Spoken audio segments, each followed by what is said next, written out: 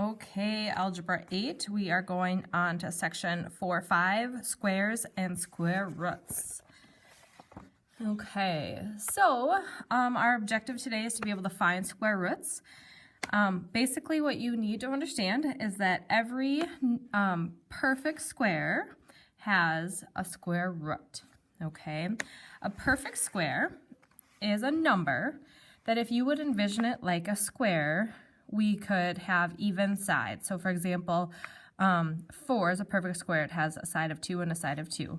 9 is a perfect square. It has a side of 3 and 3. 16 is a perfect square. It has a side of 4 and 4. So I kind of want you to get this vision in your head. Now, these are consecutive, 2, 3, 4, 5, 6. But these are not consecutive. They get exponentially bigger. Okay, and so I want you guys to keep that in mind, that even though these numbers, the sides, are consecutive, that the squares are not. So what you are to do on this first little section, it says find the two squares of each number. So what I tend to ask myself is what times what gives you 81? So that's our question. Now these numbers have to be the same. So I know that 9 is the square root. Now they say 2, because here's the other thing, is that a negative 9 times a negative 9 would also give you a positive 81. So we've got two answers. So for 1, it's going to be 1 times 1 and negative 1 times 1. For 144, it's going to be 12 times 12 and negative 12 times 12. For 49, 7 times 7 and negative 7 times 7. Or negative 7 times negative 7. I just want you guys to envision that if I add a negative 7 and I times that by a negative 7, it would give me a positive 49. And that's why they're saying that there's two different roots. You could have a positive or negative. 100. That would be our 10 and our negative 10, because 10 times 10. And then 225 is the last one here, is 15 and negative 15. And these just kind of come with practice. You'll remember more and more of them. Okay, so it says the square computer icon contains 676 pixels. How many pixels tall is the icon?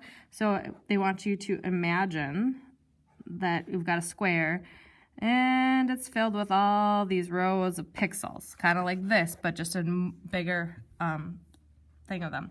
We have to figure out what times what gives you 676. So one thing that I did provide for you is a perfect square table. Now this one only goes up to 400.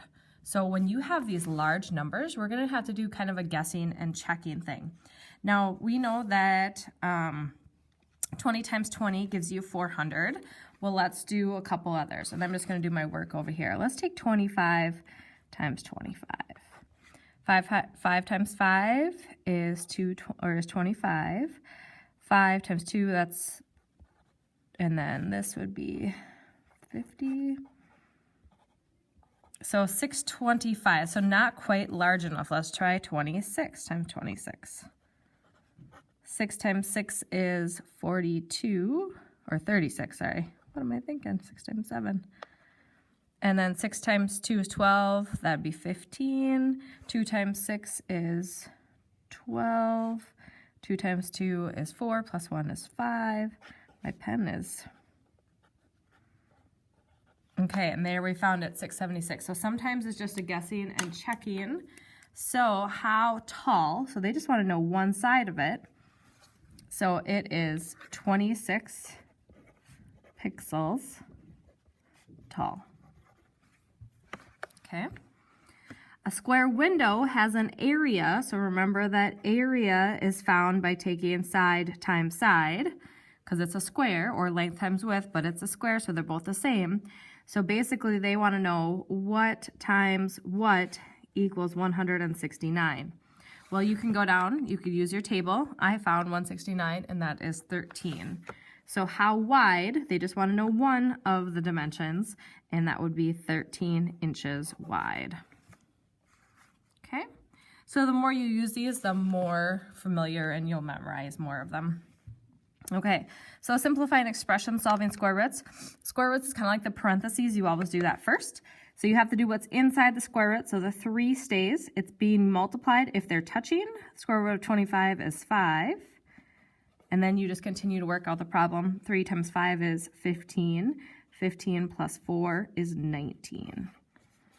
If you have a fraction, a couple different ways you can do it, but I like to square root at the top, then square root at the bottom, and then solve. So the square root of 16 is 4. The square root of 4 is 2. Think of this a couple different ways. They have the same denominator, or you could think of just this as just 2. So 2 plus a half equals 2 1/2. Letter K, simplify what's inside there first. So this is going to be 3 times. Square root of 36, if you didn't remember, is 6. Do your multiplication before your addition. So 3 times 6 is 18. 18 plus 7 is 25. And then letter L, again, split up the fraction. So square root at the top, then square root at the bottom. Square root of 25 is 5. Square root of 16 is 4.